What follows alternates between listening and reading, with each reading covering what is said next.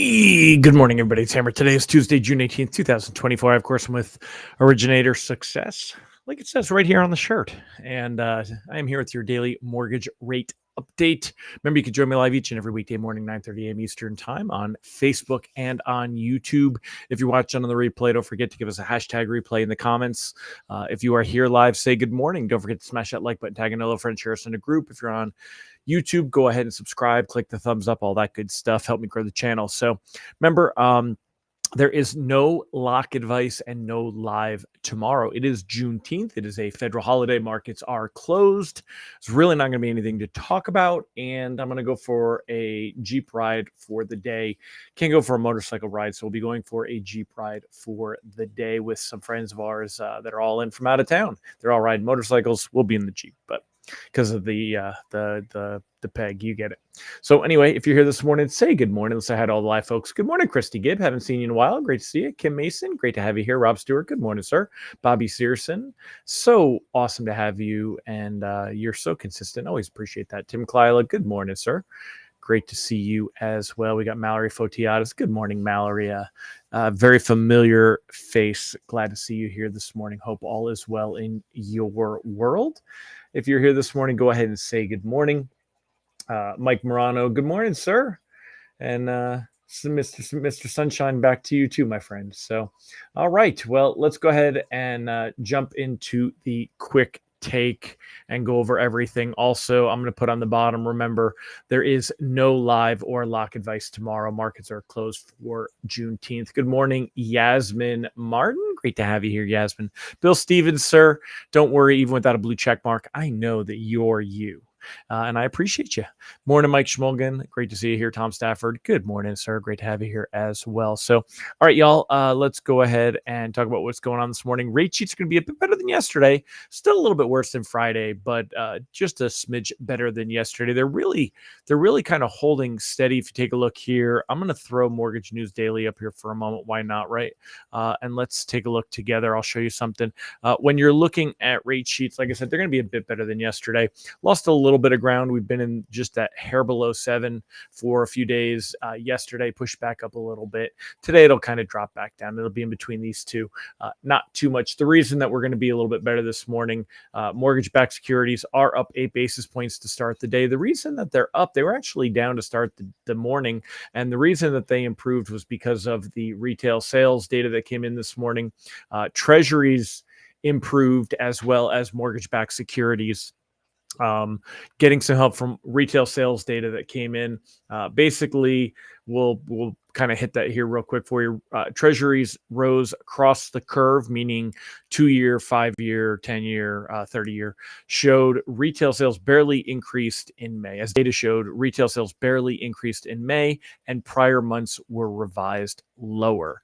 The reason that this is good for bonds is because it shows a slowdown in economic activity, which continues to keep the door open for the Fed to go ahead and cut rates. It talks about here swaps, which are Fed futures, continue to show almost 2 rate cuts priced by the end of 2024, with the probability of a September rate cut increasing after the data. And we would see that here on the CME Fed Watch tool as well. And if we take a look here and we see this, this kind of puts us in the outlook that expectations, really not expecting to see a rate cut at the July meeting. However, by the time we get to that September meeting, it's only a 35% expectation that rates will remain the same. That means it's about 65% expectation of a rate cut. Most of that, of course, being just a single 25 basis point rate cut in September. And then by the time we get to December, expectations are that we'll have seen a second cut, bringing us to 4 3/4 to 5 as a range, rather than the current 5 1/4 to 5 1/2 that we're in right now. Still a 28% expectation, though, that we might only see 1 rate cut at the end of the year. So it will be nice if we continue to see data that shows the labor market slowing down, the economy slowing down, or we see inflation continuing to cool off. That's going to help increase the expectation of at least 2 rate cuts. I don't think markets are going to go back to pricing in 3 rate cuts. The Fed has even, there was in all of the projections on the dot plot. Let's see if they've got the updated dot plot. I'm sure they do. Yeah. So in the updated dot plot, this is 2 rate cuts this is one rate cut, this is zero rate cuts. There is absolutely nobody in the camp for 3 rate cuts. It's very unlikely we would see a September, November, December, and it's very unlikely we would see any rate cuts happen in July. So the outlook is rates aren't going to move too much higher from here.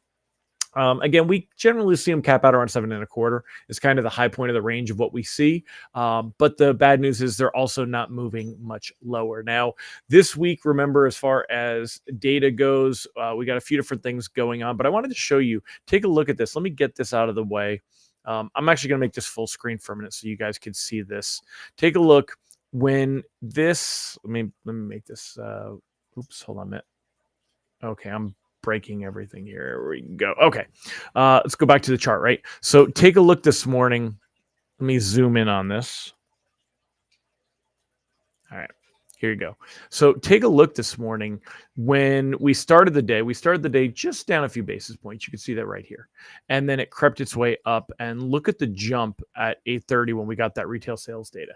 Now, the reason that I bring this up is kind of the same thing that I said yesterday. You know, markets are really, really focused on the data. Today, we're going to have almost an entire army of Fed speakers. And it doesn't matter. Nobody really cares what the Fed speakers have to say, and that they're going to say the same thing, you know, that they've been saying, even with a bit of a hawkish tone.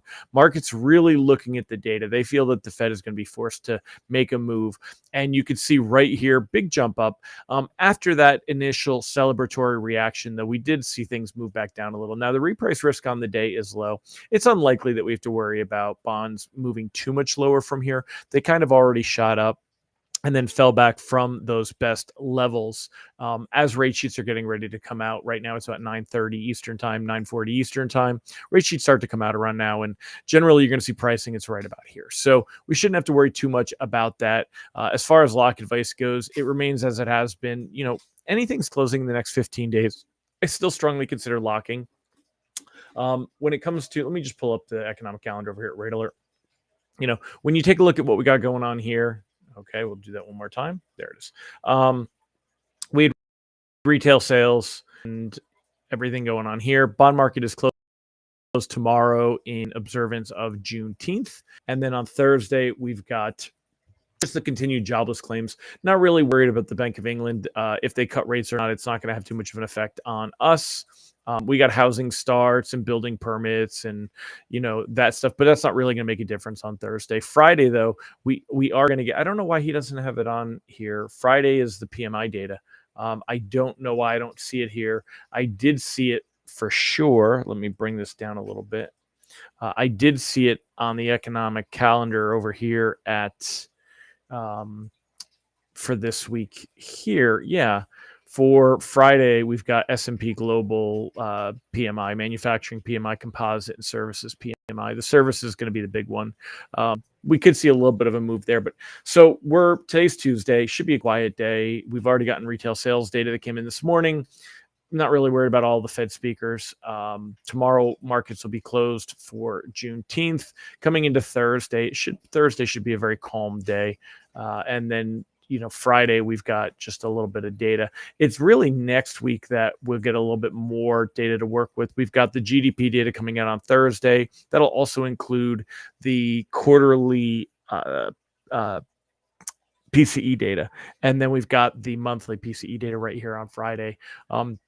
Not going to give a huge boost to bonds, but it should give, you know, at least a little bit of a positive movement there. But we're not likely to see rates go down much from here is just the bottom line. Things are going to be pretty tame. What we've got our eye on is first week of July, the jobs data. Then second week of July, we're going to get that CPI data. And that's what we're kind of waiting to see where all that comes in again. And that's really what could help us. So that's what we got. All right. Ron Siegel said, if I go fishing, I don't use a hook. I don't want the fish to disturb my beverages and relaxation. Okay. Random, but funny. Where are you? Siegel, did you like slack on us today? What about what is today's day of the day? Oh, good morning. National Go Fishing Day.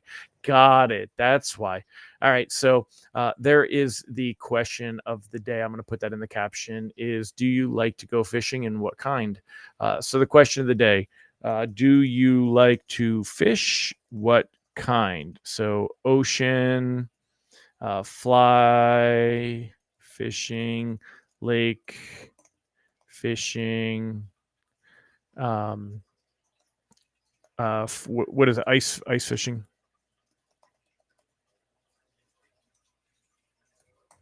There you go. So let me save that.